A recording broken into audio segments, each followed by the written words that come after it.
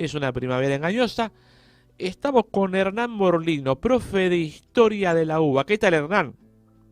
¿Qué tal? ¿Cómo estás? Muy bien. Bien, te habla Martín Versace de Mística Latinoamericana. Estamos acá por la RZ y queríamos convocarte por varios temas, amigo. Sí. Bueno, ¿Cómo primero, estás, Martín? Decime. bien, estamos con el creador de historias destacadas, que ahí en un ratito de la nota vamos a ir con específicamente con el Instagram, pero la nota para, entre una de esas cosas, lo queríamos convocar a Hernán para que nos cuente la importancia de que la UNESCO haya declarado Patrimonio de la Humanidad al Museo de la ESMA. Bueno, Martín, mira, te cuento, es bastante relevante, ¿no? Es el primer reconocimiento internacional que tiene el sitio de memoria de la ex ESMA. La realidad es que ya desde el 2016 está protegido con el escudo de Naciones Unidas. Por las dudas aclaro que, ¿qué es la UNESCO? La UNESCO básicamente es la división de Naciones Unidas que se dedica a todo lo concerniente a la educación, la ciencia y la cultura. Ellos van seleccionando ciertos sitios que pueden ser no solamente, digamos, del patrimonio histórico humano, sino pueden ser del patrimonio natural, y sienten que por ahí ciertos espacios tienen una relevancia particular para la historia, la cultura humana. En particular, la ex ESMA pasó a tener ahora la categoría de patrimonio histórico de la humanidad, porque pensemos que es un sitio que tiene una relevancia para no solamente nuestra historia nacional, sino para el mundo. No es por mandarnos la parte, yo sé que los argentinos somos un poco creídos en ese sentido, Sí. pero la política que nosotros tenemos de derechos humanos es muy particular. Hay muchos textos que analizan, bueno, cómo se fueron reconstruyendo, por ejemplo, las democracias europeas después de la Segunda Guerra Mundial, sobre todo en los países en donde gobernó el fascismo, como Italia o Alemania, y hubo muchas políticas de amnistía. De hecho, por ejemplo, Italia tuvo una, si se quiere, amnistía muy particular con muchos de los funcionarios del fascismo italiano y volvieron a formar parte de gobiernos posteriores. En nuestro país se hizo un corte tajante, sobre todo tuvimos un refuerzo de esa política de derechos humanos, sobre todo a partir del gobierno de Néstor Kirchner, que por suerte se sostiene hasta el día de hoy, sin desestimar, por supuesto, los esfuerzos de Alfonsín y el radicalismo en su momento, una vez que terminó la dictadura. Pero hay que reconocer que en estos últimos años, y particularmente para este espacio en particular, se estuvo poniendo muy en primer plano poder construir una democracia que no se olvide lo que pasó entre el 76 y el 83, que fue realmente aberrante. El sitio de la ex ESMA es tan importante porque es, si se quiere, uno de los centros clandestinos de detención más importantes.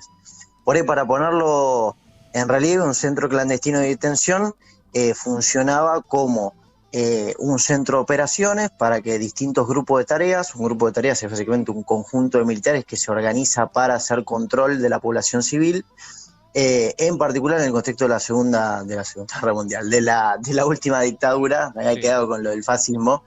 En el contexto de la última dictadura, eh, buscando combatir a las agrupaciones armadas que se habían generado ya, si se quiere, del 55 en adelante, o sea, el golpe de Perón en adelante. Bueno, durante ese periodo, la ex ESMA fue un lugar en donde se han llevado, según los cálculos que podemos hacer hasta el día de hoy, porque la realidad es que la información muchas veces no es completa, pero creemos que son aproximadamente 5.000 personas las que pasaron por ese centro clandestino de detención, y de ese gran número de personas que pasaron por ahí solamente pudieron sobrevivir 300. Bueno, eh, ¿qué se hacía ahí adentro? No vamos a empezar con detalles escabrosos, pero básicamente lo que se buscaba era extraer información. Sí. Esto estaba a cargo del capitán de fragata Jorge el Tigre Acosta, que hoy por hoy sigue vivo y está preso. Por eso digo que es tan importante la política que nosotros tuvimos de derechos humanos a nivel judicial.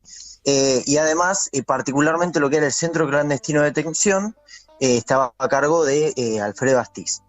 Entre ellos dos estaban vinculados a lo que es el Servicio de Inteligencia Naval, que era un servicio de inteligencia que funcionaba, si bien particularmente para lo que era la Armada, o sea, la Marina Nacional, también le aportaba información al gobierno nacional en ese momento, presidido por Videla.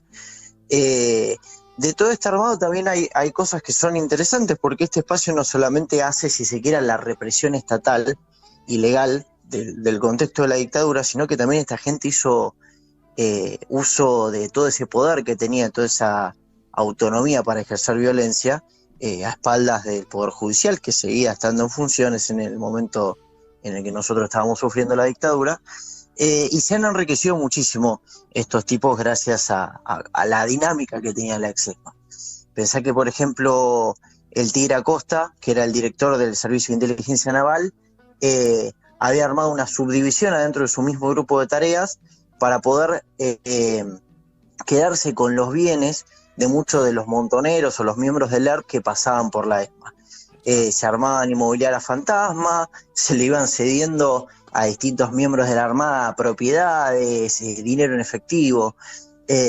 Realmente yo creo que la relevancia de que la UNESCO haya reconocido la Exesma como un sitio que forma parte del patrimonio histórico nacional es poner en relevancia cómo nosotros hicimos un trabajo archivístico y un trabajo también desde la escuela, desde la educación, tanto formal como informal, para que este tipo de cosas no pasen más.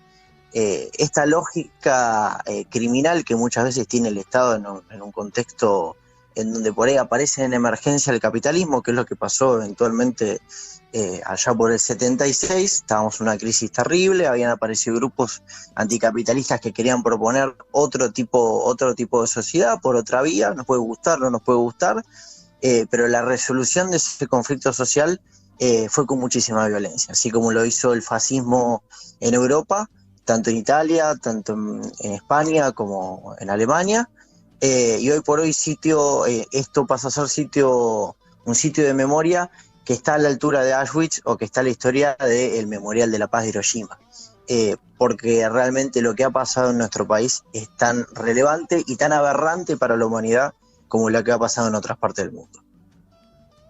Te escucho atentamente y la verdad que es una excelente descripción de lo que de lo que te consulto y lo que me estás diciendo. Ujú. La verdad que... Y te cuento se me ocurrió una cosita recién, que es una cosa Sí, sí, que, a ver, vamos a decirlo con todas las letras, digamos, si uno, o la sospecha que tengo es, asume el gobierno de Milei, esta Victoria Villarroel, que es la vice, ujú. que técnicamente no sé cómo, a ver, es un momento Claro, difícil. digamos, Es es como, un momento importante porque, o sea, está por asumir en nuestro país, si, bueno, uno ya está, viste, como bien sí, subido en el tremendismo. sí, sí, Puede que en el próximo presidente de la nación sea un señor que está bastante en desacuerdo con los derechos humanos, con los sí. derechos pareciera en general, excepto los del mercado.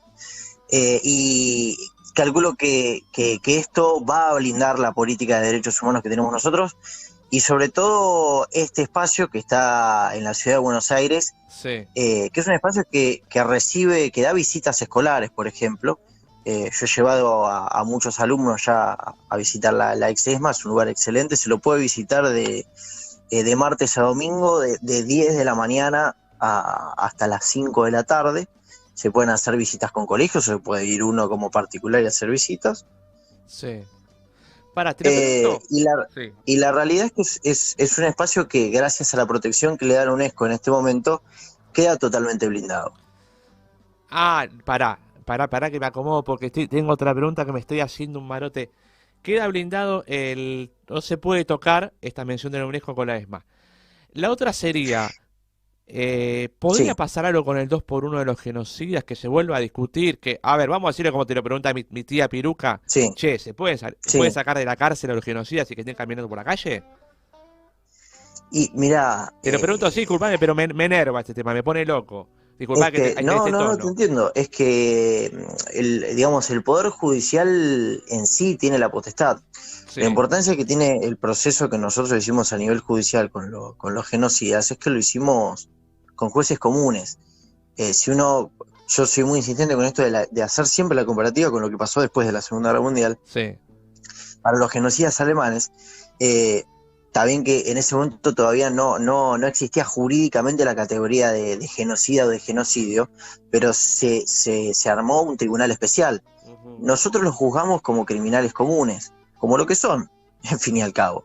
Claro, Lo que es aberrante es el tipo de crimen que han cometido. Y en ese sentido también existe la posibilidad de rever penas. Sin ir más lejos, con Astiz se revisó la pena que tiene y se la redujo. El tipo sigue preso, pero se ha revisado la pena. La historia no es, la historia o las luchas políticas no funcionan de manera lineal, no es que uno va subiendo una escalera y llega un punto en el que ya no puede bajar. Todo lo que se hizo puede ir para atrás y por eso es tan importante que existan espacios para la memoria, porque ese es el lugar son lugares que construyen consenso. Por eso dentro de la currícula escolar, en historia, en cívica, hacemos mucho pie en esta temática, porque la memoria, la verdad y la justicia hace al piso de nuestra democracia actual. Si no fuese por la discusión que dimos allá por el 83 y que seguimos sosteniendo y profundizamos a partir de 2003, no, nos quedamos sin democracia, así de simple. claro. Es lo único que salvaguarda nuestra estructura democrática. Y te hago una pregunta yendo al Instagram, que es @_ historias destacadas, que lo sigan ahora ya porque está buenísimo. ¿Cómo se les ocurrió crear un Instagram de historia y qué historias, o si te llega por un mensaje privado, che, ¿por qué no postean sobre este tema? Si los seguidores tuyos y de Facundo les tiran temas para seguir, no sé, ¿cómo se manejan con eso? Bueno, mira, te cuento, yo con Facu Sayavedra, nada, arrancamos este espacio más o menos a la altura de la pandemia. Un poco fue la fuerza de la soledad y la depresión de estar encerrado. Dijimos, bueno, che, ¿para qué estudiar historia? Empezamos, digamos, por la pregunta existencial de qué función tiene nuestra profesión, en un contexto en donde incluso la escuela estaba muy parada, más allá de que estábamos dando por ahí clases online. Sí, La distancia hacía que sea más difícil por ahí captar la atención de los alumnos. Y también uno empieza a pensar, bueno, ¿cómo haces para llegar a la gente que ya no está escolarizada, que por ahí le interesa dar el debate histórico o le interesa la historia por ahí en general, no la política, pero bueno, poder empezar a ofrecerles una historia un poco más académica como la que nosotros fuimos aprendiendo en la UBA, que se centra más en problematizar y no tanto en hablar de fechas y de lugares y de personajes. Y así surgió el proyecto. La idea era poder acercarle a la gente herramientas teóricas, preguntas interesantes, datos que claro. por ahí no son tan difundidos y en función de eso por ahí generar debate. Y en cuanto a lo que sí es temática, muchas veces nos han pedido, bueno, hablen de Milei, hablen de la dolarización, cómo fue lo de Ecuador. Claro. De hecho, bueno, ahora estamos preparando un informe sobre esa cuestión, sobre cómo fue la dolarización acá en Argentina en la época de Menem. Así que bueno, es un espacio que sí, bastante dinámico y siempre estamos laburando en algo nuevo. Está bien. Ahora, por ejemplo, una historia es la de Curupaití, dice la peor derrota militar Sí, argentina, dice. Mira vos, está sí. buenísimo todo. 50 años del crimen de Víctor Eh, Jara. ¡Ah! A la pelota. Sí, vamos laburando, viste, temáticas muy generales. Sí, Tratamos de también laburar un poco con agenda, porque, bueno, la gente siempre quiere tener herramientas para poder analizar lo que le está pasando ahora. No nos vamos a poner a hablar, no sé, de los griegos y los romanos en un momento en el que no corresponde. claro, sí, sí. Eh, Hay que pensar que la historia es una ciencia social y como toda ciencia social lo que busca es, como digo siempre, ayudarte a entender qué te está pasando en el ahora. La historia se hace desde el presente. Más allá de que hable sobre la identificación y la construcción de un pasado común, se construye con las herramientas que tenemos ahora y con los problemas que tenemos ahora. Perfecto, Hernán. Entonces, ¿dónde lo pueden seguir? ¿En qué redes? Mira, nosotros estamos como guión bajo historias destacadas en Instagram, Sí. nos pueden buscar como H Destacadas en Twitter y tenemos también canal de YouTube que se llama Historias Destacadas. No subimos mucho por ahora, pero se pueden ir suscribiendo para que en el futuro empiecen a ver los nuevos videos que vamos a estar subiendo este año. Fenómeno, Hernán. Gracias por tu tiempo, gracias por haber explicado todo tan claramente. En un momento se me voló un poco la chapa por el tema de esto del 2x1, porque seguro fue como Y un sí, pinchazo de sangre que me llegó al cerebro.